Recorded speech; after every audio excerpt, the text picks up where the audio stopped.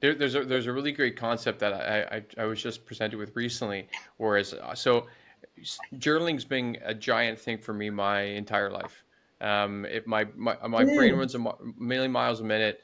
If I find that like there's a bit of a traffic jam in there, I like to journal in however ways, either on my computer or with a pen and paper, and so I can organize all of my thoughts, and it's been super helpful. But someone told me recently, they're like, yes, but sometimes when you're journaling, you're just you're just putting more analysis to a situation and bypassing how you feel and how you actually what you want. And someone challenged me, like, mhm, when you have something that you're trying to make a decision on, or when you want to journal about something, before you start, mhm. just sit and, to use your terminology, show up for yourself and ask yourself, well, Uh-huh. what do I really feel here? Do I feel like I like this deal? Do I feel like I like this person? Do I feel safe around this person? Do I feel safe in this environment with these group of people? Whatever the case may be. And then when you know Right. that, then go and write and think about it through the lens of how you, I guess, show up for yourself.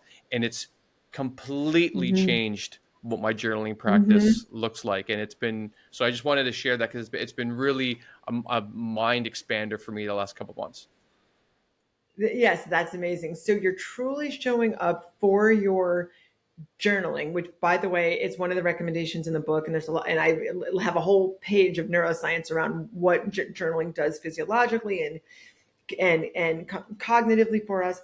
But what you also mentioned is attuning to your intuition and safety, and I want to talk about that in being grounded for our self role. I talk about that. Safety is the bottom. It is the foundation. It is what everything rests on. If something in our first, 8 years of life made us feel that the world isn't safe for us, right? If there was a caregiver who wasn't there for us when we were very young, um, our nervous system will be wired such that we don't feel truly safe in the world.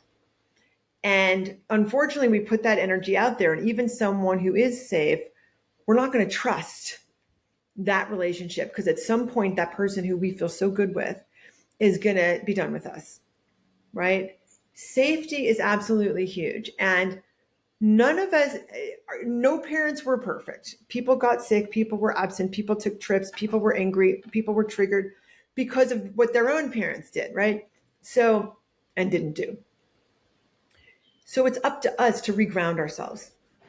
This is where the journaling, the meditation comes in, and being in touch with our intuition, which, Michael, you said you are, is absolutely huge because after intuition, that's when we start to connect with the world. That's when imagination kicks in.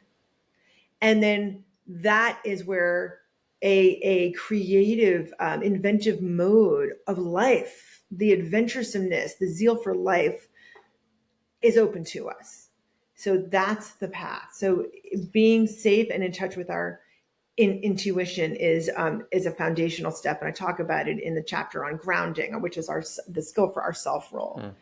Well, I think that's a great place to wrap up because, yeah, I wouldn't say I'm great at intuition, but I say I'm doing the emotional reps every day to get stronger with it, and so I can definitely confirm how helpful it is the stronger that gets. So, thank you so much for sharing this concept of truly showing up and for writing the book. And I guess for everybody listening or watching, where can people find you?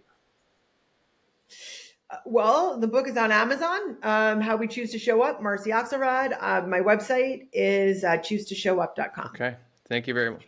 And please do be in touch because if this, I want feedback, right? If these concepts aren't useful to people, I want to know how to make them better. If they are useful, I want to know. Amazing.